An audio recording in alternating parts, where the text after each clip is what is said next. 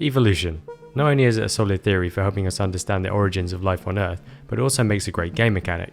In this video, I'll be exploring some of the games that use this in interesting and varied ways. Evolution is where over multiple generations, certain characteristics of animals will change to better adapt to the environment around them. This happens through genetic mutations passed on to offspring and natural selection. Let's take the colour of deer mice for example. Initially they would have all been the same colour, with the occasional variation due to mutant genes.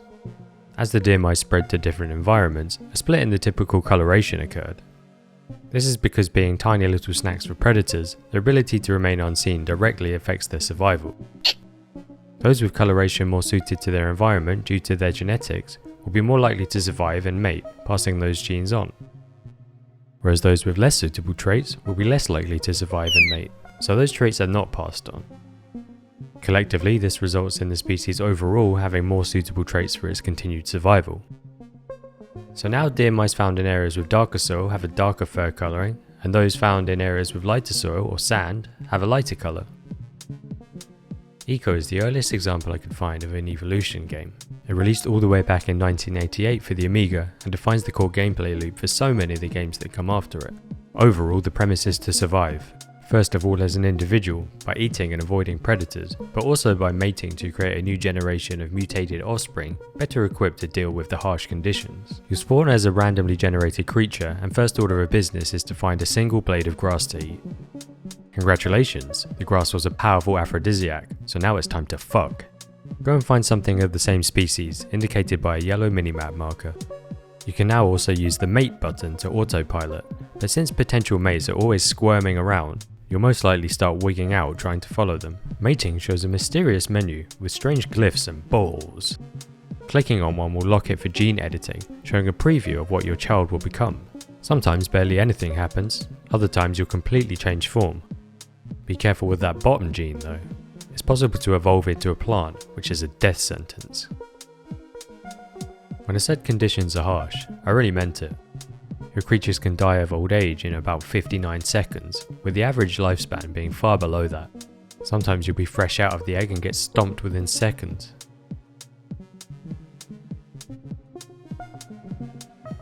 E.V.O, Search for Eden on the SNES, is a 2D side-scrolling action take on evolution. The game has its own narrative, and a pretty strange one at that. The player has to undergo a 4.6 billion year trial in order to prove their worthiness of being Gaia's immortal partner and to enter Eden. The Gaia in question being the mystical embodiment of the planet Earth and daughter of the sun.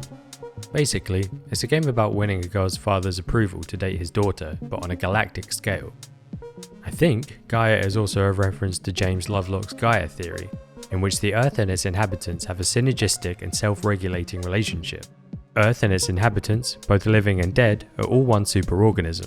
The way that evolution works in this game is a little bit different, with the player seemingly being one single creature for the duration of the game, rather than passing on genes to offspring. Really it's more metamorphosis than evolution, but since the game calls it evolution, I will too. In order to evolve, you have to eat other creatures to earn E.V.O points, which can then be spent on changing body parts such as your jaws, body or tail. Each of the body parts change stats, and some even open up new abilities, like growing a horn will allow you to do a charge attack. Not all evolutions will work together though. For example, in the Cambrian period where you play as a fish, it's not possible to have both max level jaws and a swordfish horn, so evolving one will reduce the other.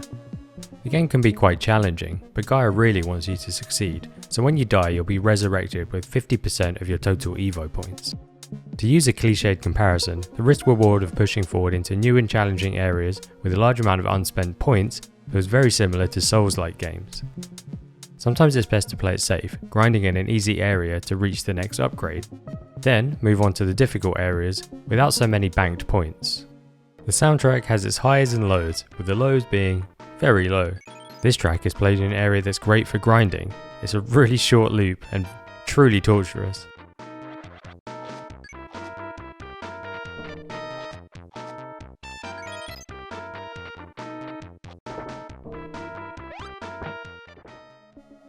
L.O.L, or Lack of Love, is a Dreamcast game from 2000 that really does its own thing.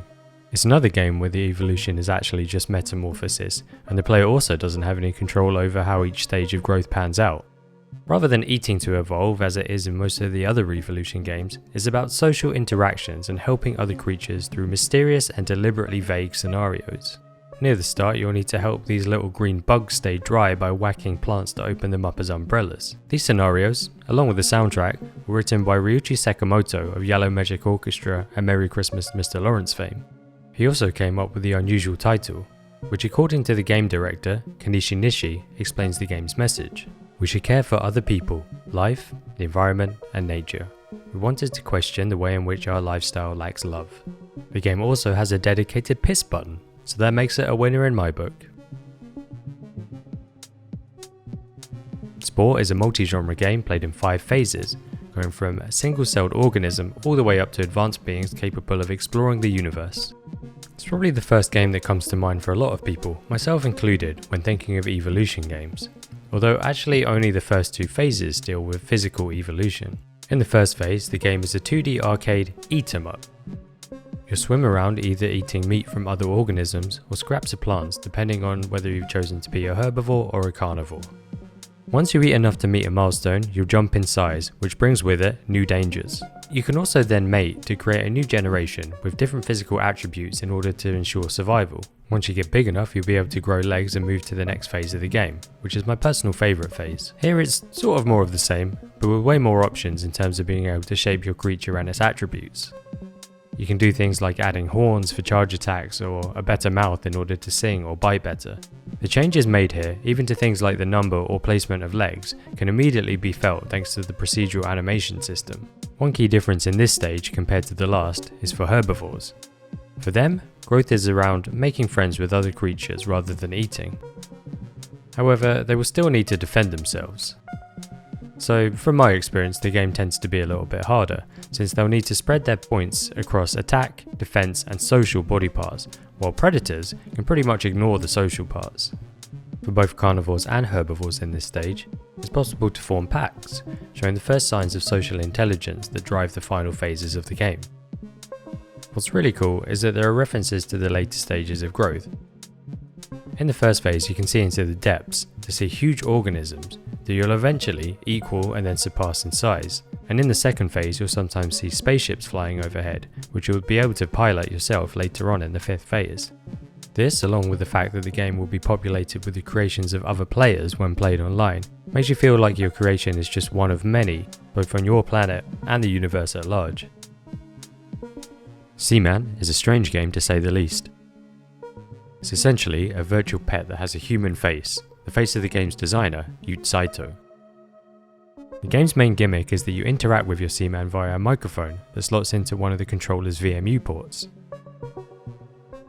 He'll ask questions about your life and make sassy remarks, like talking about what your parents may have been up to 9 months prior to your birth. It must have been a pretty chilly autumn.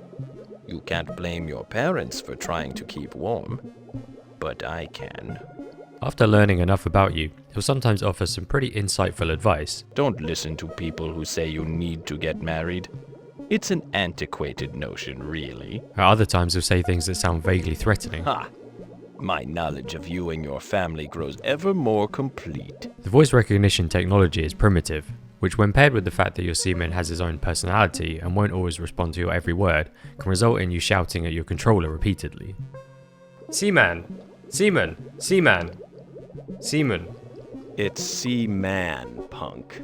There's no control over the nature of the evolutions. It's a set path of different forms with each generation, and understanding how to progress to each is at times far from logical. However, the narrator, Leonard Nimoy, is on hand to offer advice. I'm not sure, but it seems that Seaman wants a name. It's also possible to fail altogether by not cultivating enough bugs for your Seaman to eat. Are you going to starve me to death? Feed me right now. If you have a second VMU though, you can start a new game and connect them to transfer the units of food. The Dreamcast seems to have been blessed with evolution games. 7th Cross Evolution is a game very much in the vein of E.V.O and the first phases of Spore. Move around the levels, kill stuff, eat the bodies to earn E.V.O points, and then use the points to evolve. Rather than mating though, in this case you'll visit a mysterious monolith, or maybe you're mating with the monolith. In either case, at the monolith you'll get a pattern editor, in which you'll spend points to draw a pattern using colours that represent different stats. Depending on which pattern you input, you'll then be rewarded with a body part at a level determined by the pattern. This may sound confusing, and it is. Getting really powerful parts isn't always for the best, however. The body parts are unlocked, but need to be assigned, and assigning has a nutrient cost. Possible to get yourself into a state where all of your body part upgrades are too expensive, which is exactly what happened to me during my playthrough for this video. Honestly, didn't get very far into the game because of this. I didn't have the right parts at the right cost to progress without committing to a long grind, swimming around a rock pool, slapping starfish, or getting lucky with the gene editing, all while listening to the jet engine volume of the swimming sound effects.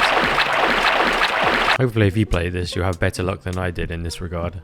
Something about evolution seems to bring out the most strange and creative ideas. Cubivore is about a cubic pig that wants to become the king of all cubivores, and doing so will require eating a lot and growing 6 limbs to overthrow the current king. Whenever you eat another creature, one of your limbs will change colour, and when all limbs are of a matching colour, you'll mutate. After this mutation, you'll have different limb placement, stats, and abilities. The limb placement also affects the movement animation, and it's amazing to see just how many different configuration and locomotion types there are. When you first start out, you'll only have one limb, so the mutations come thick and fast. And then when you have more limbs, you have more to match, so things slow down a little bit. Eventually, Piggy will be ready to mate by entering the Tunnel of Love. Here you'll birth a new generation with an additional limb. You have to choose an offspring to play as in this new generation, and whichever you pick will be set as an EZ mutate. What this means is you can reset to this form at any time in the future. Ancestors, the Humankind Odyssey, is the last game on this list and is the most grounded and realistic of them all. It covers a lineage of primates in Africa across 7.5 million years of evolution. It's an extremely hostile environment and danger could be lurking in any tree, bush or swamp. The game really does not hold your hand and plays unlike anything I've ever played before it. Understanding how to play isn't very intuitive and the tutorial prompts aren't very useful either. I likely would have quit playing early on if not for the guidance of Twitch chat. By the way, if you want to come by to my Twitch channel, there's a link in the description. Like many things in life that are frustrating, figuring it out is that much more rewarding because of it. Crafting a pointed stick out of a branch using a rock for the first time and then using that stick to spearfish triggered a dopamine response in my brain and it felt great, as it likely would have for the early primates.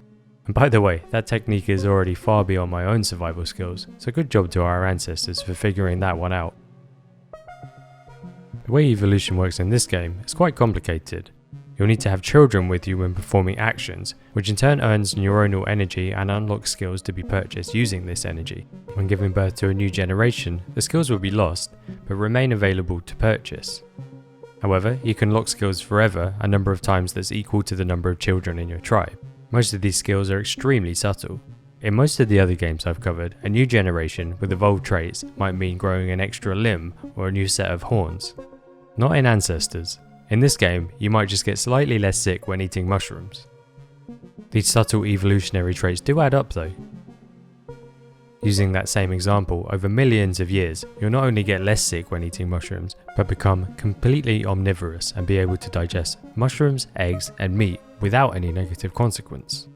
It does take a while for the game to click. For me, that moment was about 10 hours in, realizing that I could counter-attack rather than just dodge and run away.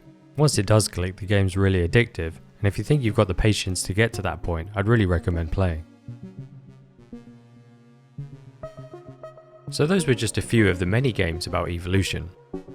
I think I covered the main ones, but I'm sure there'll be some that I missed. Let me know in the comments what your favourite evolution game is,